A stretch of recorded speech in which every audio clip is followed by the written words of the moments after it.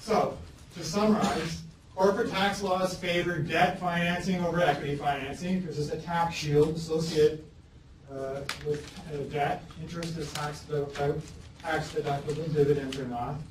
But personal tax laws, the laws that all of you and I pay, favor stocks over debt. You will pay higher rates of tax on dividend income than you will interest income. So that increases the attractiveness of stock investments because it's got a lower cost of equity, but it also just decreases the spread between the two. So under Miller's model, some of the advantages of debt is less, but he still says to finance at 100% debt.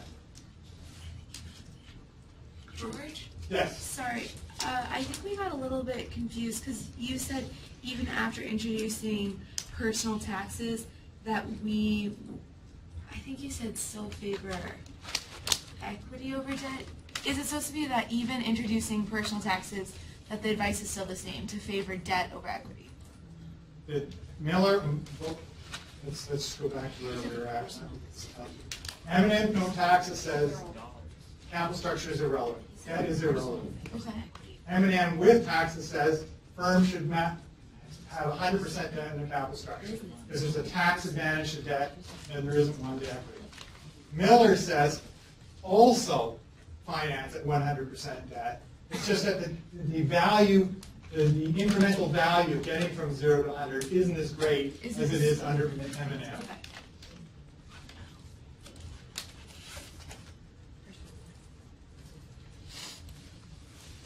And then just as a follow-up to that, so when you talk about like what is favored, are these models encompassing the idea of that if you take on more debt, you're putting your business at more risk of going into bankruptcy? Like, that's all included in this evaluation process? It is, because you can see it Sorry, I right can't there. see it. As you add more and more debt to the capital structure, equity holders get more and more worried about the amount of debt in the capital structure, and the required rate of return on that they demand goes up. This is financial risk right here. This is the equity holders recognizing that adding debt to the capital structure increases the amount of financial risk, increases the amount of the riskiness of their investment. Is that what you're asking? Yeah.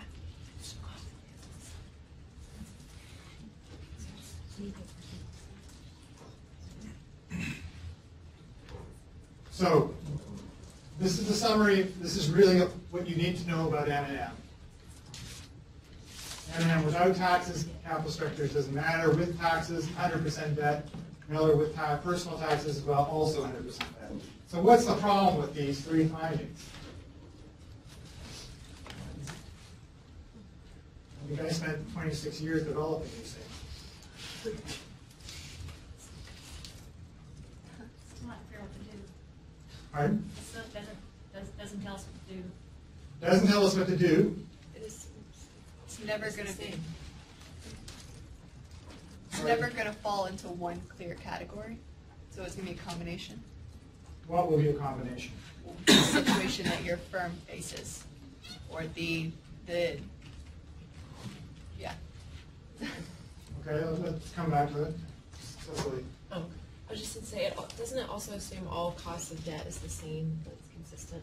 Yeah, there are a lot of weaknesses in their assumptions. It assumes that the cost of debt remains constant. Robert? Doesn't your tax shield only go up so high? Yeah. That doesn't matter. They're still saying whatever rate you're paying, you're still better off by maximizing 100%. I'm talking more 50,000 feet. What's the problem with this?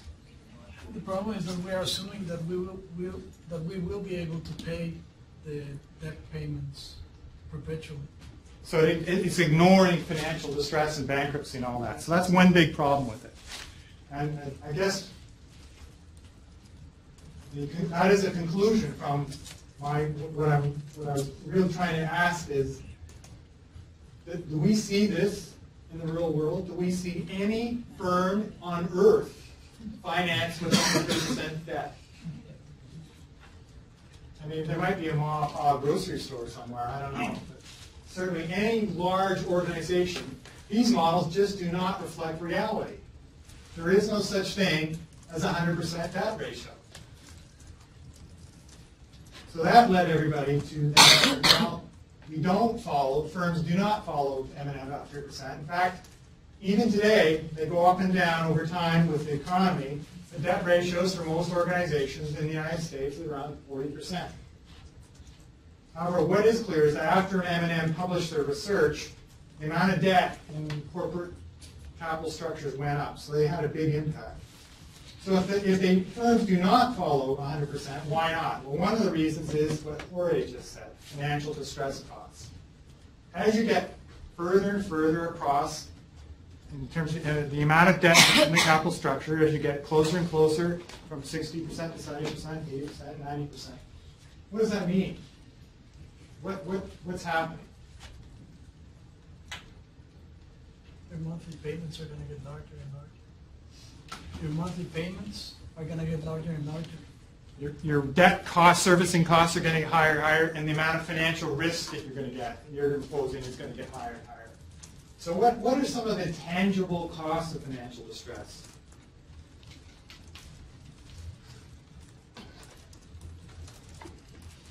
Like if the owner is responsible then for paying, if you can't make the bills otherwise, you can't pay your debt payment.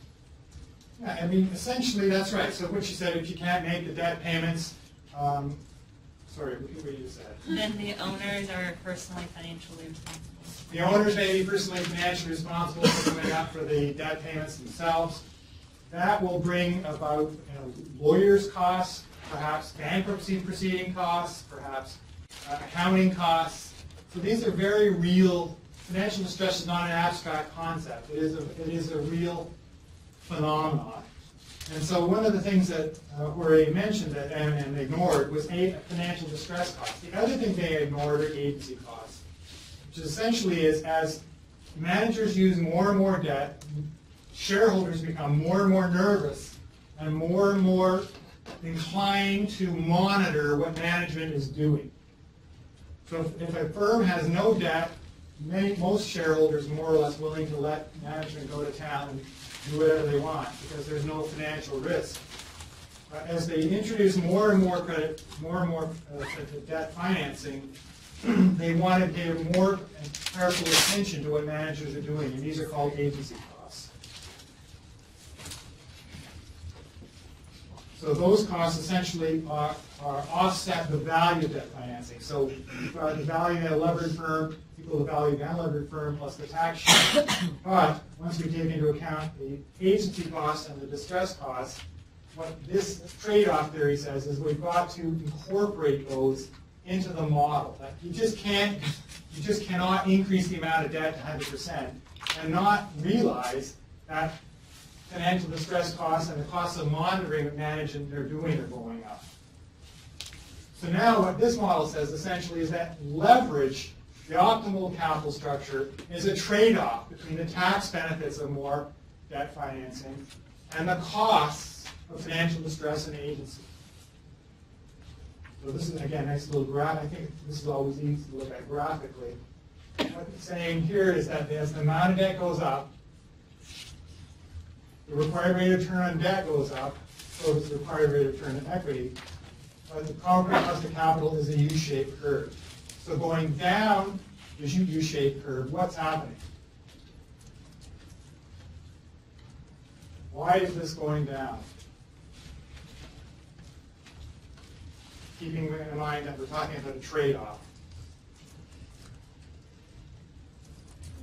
Because the tax shield is greater than the distress cost. Exactly. So what he said, the tax shield benefits are greater than the distress costs. So as we're going from here, there's zero debt here. As we go down this curve, we're getting really a lot of tax benefits from having debt in the capital structure. At some point, that turns around where the present value of the distress costs and the agency costs start to exceed the tax benefits from the debt. And I think amongst, I'll say that comment later. This is essentially what's going on right now. we're assuming that as we go down the cost of capital curve, the tax advantages of debt exceed the costs of distress and agency. After that bottomed out, the cost of distress and agency exceed the tax benefits of the debt.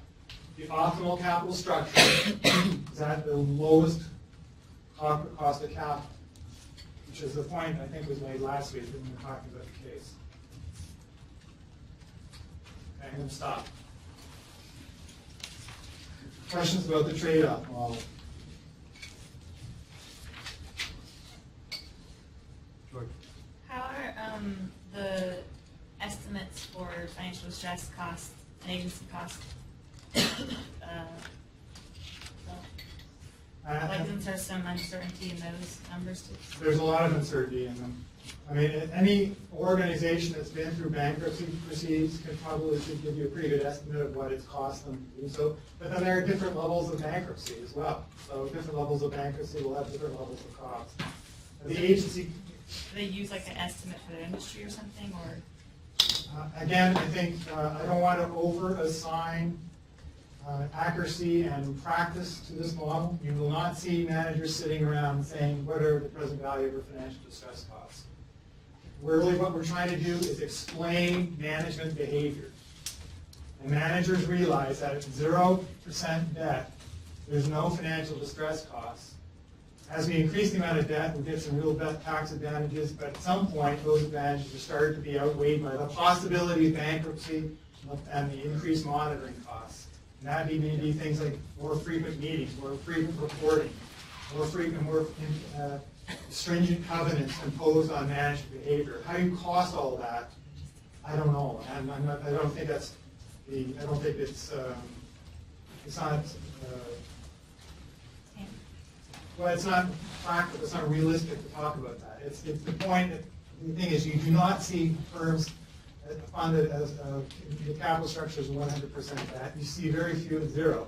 You see most of them are in this range. And the question is, why do we see them in this range? So this theory says essentially at some point the tax benefits from debt are offset by the potential bankruptcy and agency costs.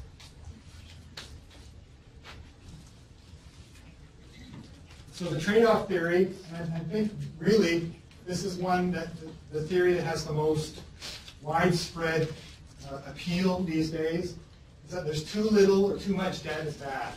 Too little debt, what's wrong with too little debt?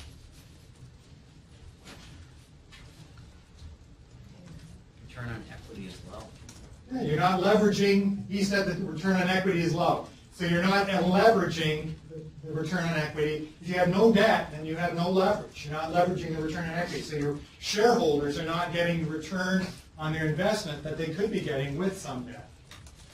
The problem with too much debt is the threat of bankruptcy and financial distress. So the optimal or the target capital structure is somewhere between 0 and 100.